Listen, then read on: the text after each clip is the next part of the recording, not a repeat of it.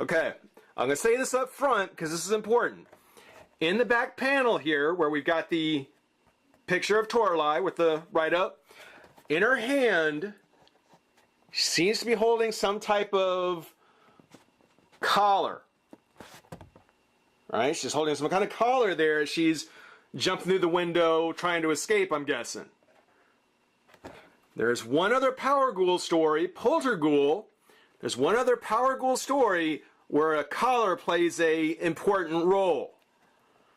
So there's some stuff that's about to go down. The stuff's about to start happening, and stories are going to start coming together.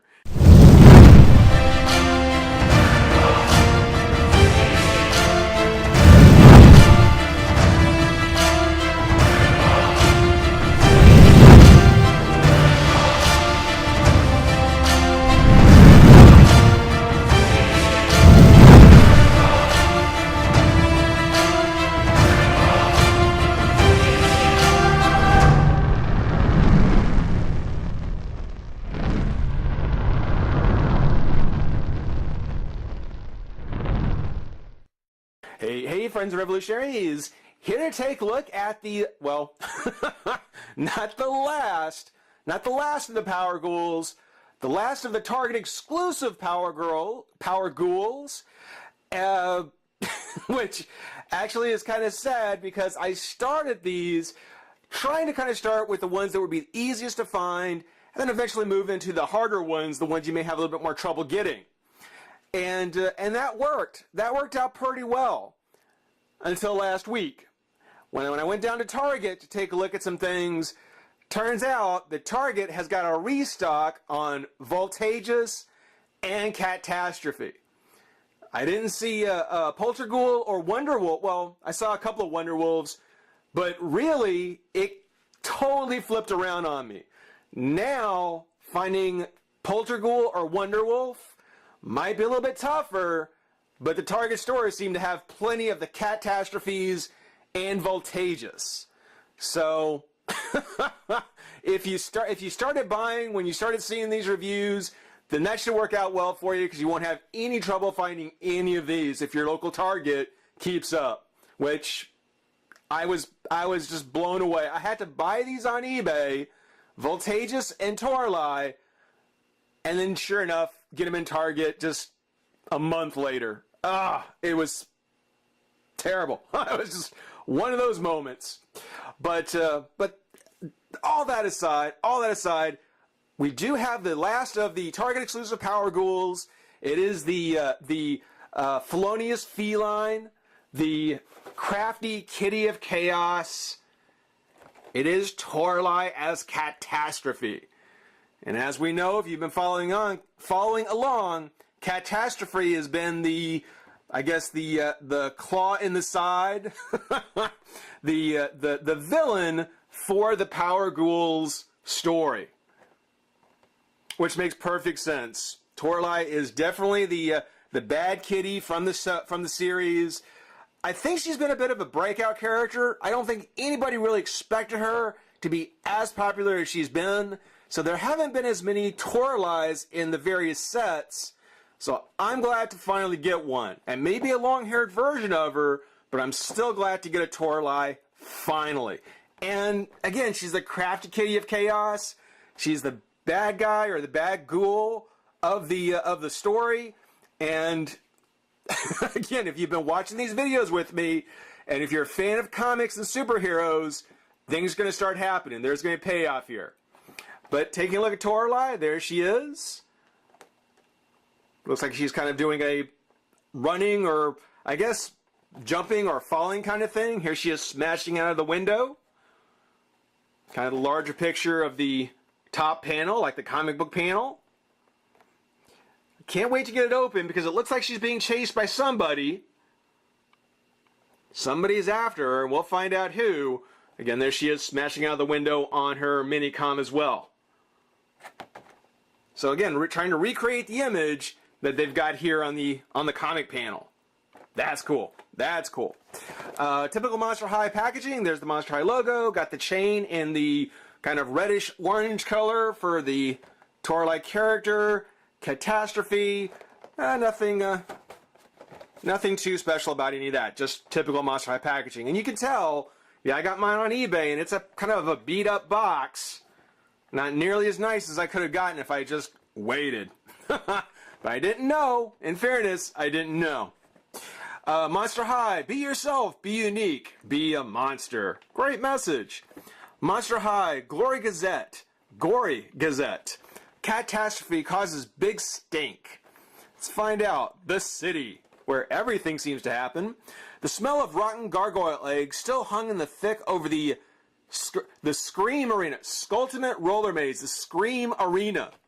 Today, as cleanup crews gag their way through the removal of Catastrophe's latest chaotic caper. It was sheer pandemonium last night, said Monster High student Laguna Blue. Oh, I can't do a good Aussie accent. Be great to be able to do an Aussie accent for Laguna. Oh well.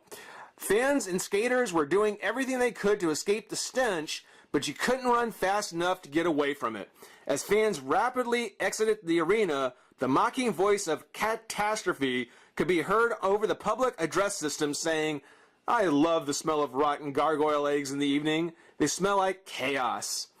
Race officials said the tubes that the eggs were launched from had originally been loaded with annoying yet non-stinky slime balloons, and that the sabotage was perfectly timed for maximum chaos. Well, she's Catastrophe, the crafty kitty of chaos. That sounds like her. We had packed crowds of skaters. We had a packed crowd, and skaters were coming to the finish line, said a Scream official who preferred to remain anonymous. The stench was compounded by the mysterious failure of the arena's air conditioning and ventilation systems. 15 minutes before the end of the race, rotten gargoyle eggs, RGEs, okay, have been banned as obstacles in sanctioned indoor Scream for almost a century, but officials speculate that there were probably still stores of them to be found at abandoned tracks in the catacombs. Rotten gargoyle eggs sitting in storage for a century. Oh yeah. Unfortunately for both Scream fans and athletes, the remainder of the season is now in doubt due to the difficulty of removing the lingering odor. Gulia yelps. Oh, here we go. No, noted Scream historian and referee said, when Scream did use RGEs, they only used them one at a time, and only the last match of the season, so the arena had time to air out. There were literally hundreds of them on the track last night, and the season just started. Shoot. I guess I'll have to buy my Wii so I can play my own season, right? Not much talking about what's happening here. Not a lot of her getting chased out, or who it is who's after our crafty kitty, our felonious feline. But we'll pop her out of the pack, take a look at that minicom, see what it tells us, and have some fun. Be right back. All right, I've done this for all the Power Ghouls so far. I'm not going to not do it for Toralei. Taking a look at the display card that she actually comes mounted on, not quite as nice as the other ones that have been done. I mean, it's still got a beautiful comic kind of backdrop, got kind of a building horizon, and there is kind of this scene of her smashing through the window, I guess. You can kind of see the jagged edges and the little pieces of glass breaking off. So it kind of has the same feel to it, just not as 3D as, say, Voltageous or Polterghoul.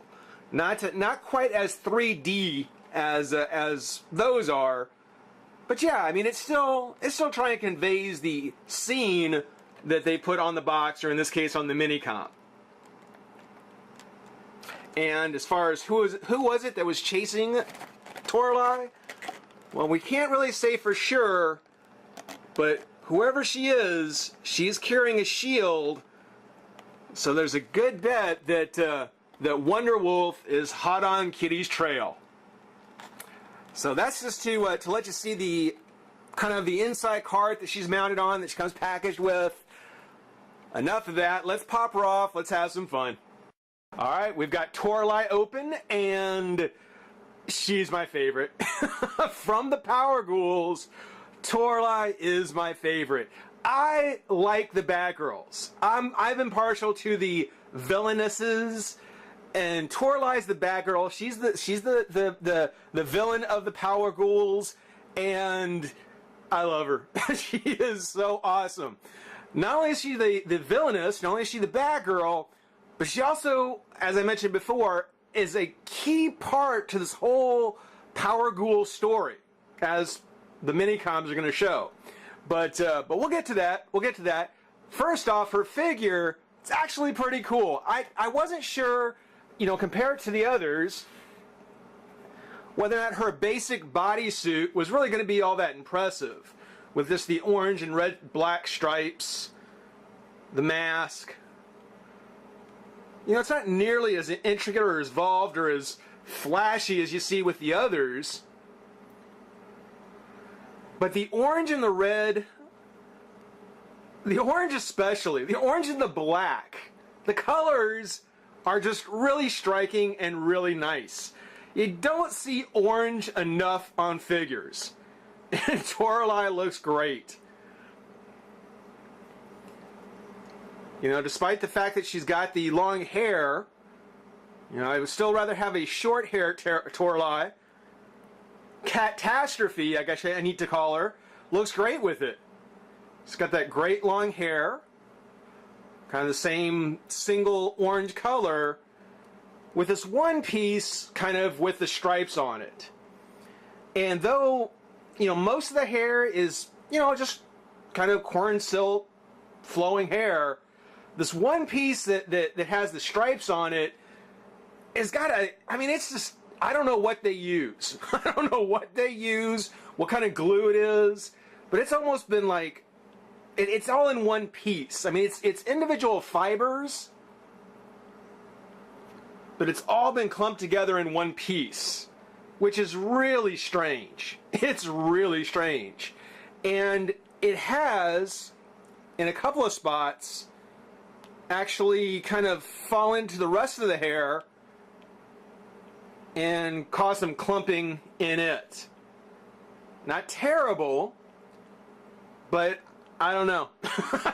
I don't quite get that. That one piece, that one strip of hair with the stripes on it had to be so heavily I don't know, gel, sprayed, glued, whatever they used, just so they could put in the stripes. The character's supposed to have it, but still, I don't get it. There is the darker hair on the sides with the light orange going down the middle, going back into that piece there. The two-tone orange is cool. One thing I noticed with the Toralei figures, well, one thing I noticed with Toralei in the animated series, the various animated series, is that she's got kind of this darker patch over her right eye. And I was hoping it would show up better on camera, but I don't really see that. I don't see on the figure if it really has that kind of one eye darker than the other. As it is, it looks like it's all the same kind of orange color. So unlike the animated series, the figure doesn't seem to have that two-tone on the face. So it doesn't have that, but it's got something else we'll talk about. Not yet. She's got her nice green cat eyes, of course. You know, daughter of the werecat. She's going to have those kind of emerald cat eyes. She's got the stripes on her face. She's got the long lashes. She's got a really pretty kind of cute cat face.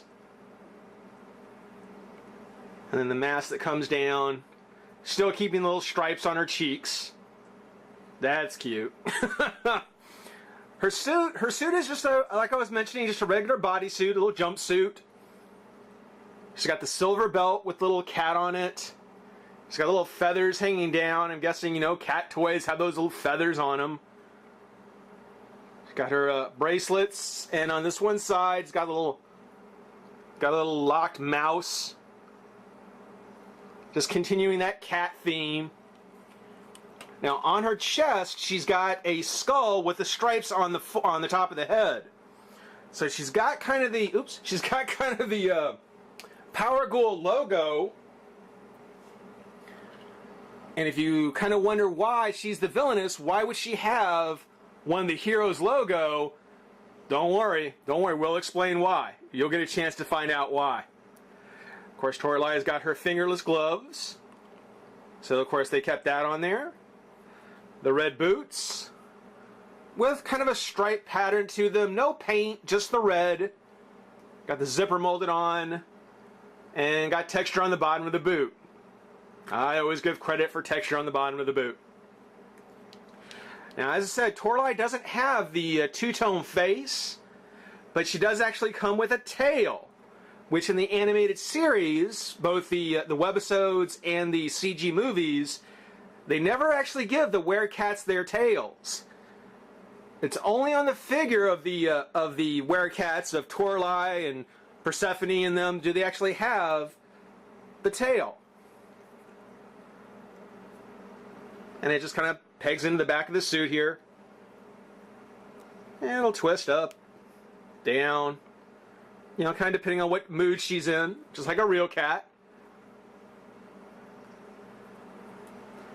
Her articulation, like the other Power Ghouls, she's got full ball-jointed head. Actually a little bit better, I think, than some of the others. Oh, she's got the kind of pleather collar, too. Arm comes up, out, twist at the shoulder, twist at the elbow, bend at the elbow, twist at the wrist, hinge on the wrist. No articulation in the torso. Leg comes up and out. The bodysuit allows for full movement on the legs. Twist to the knee, bend at the knee, nothing in the foot. Just the boot. So, standard Monster High kind of figure.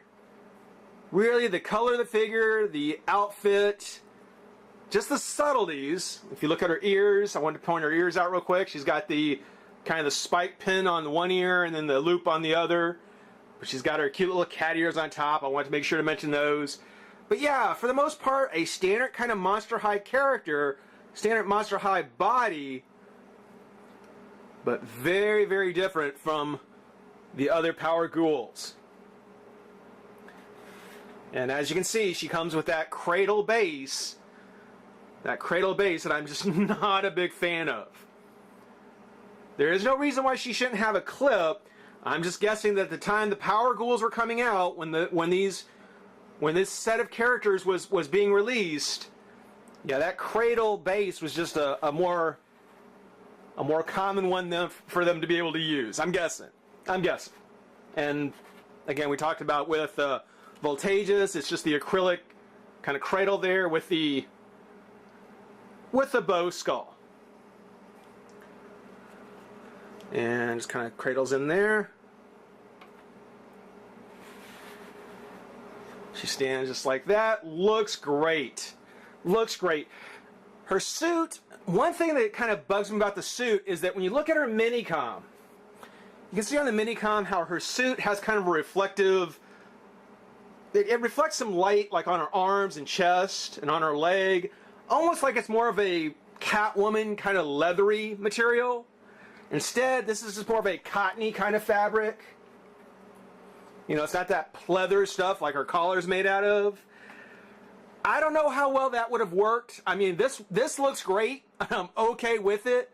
I kind of wonder, though, if they had given her more of a vinyl kind of outfit, something a little bit more like what it looks like she's supposed to be wearing. I can't help wondering how it would have turned out. Now, speaking of the comic, I'm going to go ahead and I'm going to talk about one other thing. Well, I'm going to talk about her accessories. One of them that she actually comes with, she's actually wearing it in the box, is her collar. And it's just a studded Monster High collar. Going to show you how slender the neck on these things are. I mean, that's my little finger. And you can see, I mean, the neck on the Monster High girls, ghouls, very, very slender. And it's just a little snap-on, so... Oh! Don't fall down now. So we just take it and snap it on like so. And there's Catastrophe with her collar. Subtle little piece, but very, very important. Why? Let me tell you. The outfit with the Power Ghoul logo and the collar, it all goes into Catastrophe's story, her origin story, which basically starts with her telling the tale of when she was a kitten growing up, how she wanted to be a hero, how she wanted to be a superhero. But, you know, unlike the things that gave the other Power Ghouls their powers, she realized that she was going to have to go all Batman and develop her own superpowers. With a couple of close calls and near misses. She went out, she got her mask, did all kinds of heroic deeds, until finally she earned the meeting with the Power Ghouls, only to let them know, only to tell her that she actually wasn't good enough to join the team. And you see what I mean? There, the two-tone face. Lighter, darker. Don't see it so much here, but that's a good shot, what I was talking about. Well, this whole little tale of her growing up with the ambition of becoming a hero, doing all these great deeds, only be turned down by her idols. This is all a story she's telling to a mysterious figure, saying that she's going to prove herself to the Power Ghouls by taking and protecting something called the Collar of Heroes. The Collar of Heroes. And of course, turns out this is all just a lie, and which is brilliant. It's brilliant because she's just lying to this mysterious figure, saying that I need you to steal this collar for me so that I can actually protect it. Well, what better way to disguise yourself or to be a villain than disguise yourself as a hero? And that's where her costume comes from, is that she's got the Power Ghoul logo on her chest as kind of a way of hiding among the heroes, despite the fact that she's a villain. And she's been telling this story to this mysterious, 8-appendage, 6-eyed, mysterious character. Okay, now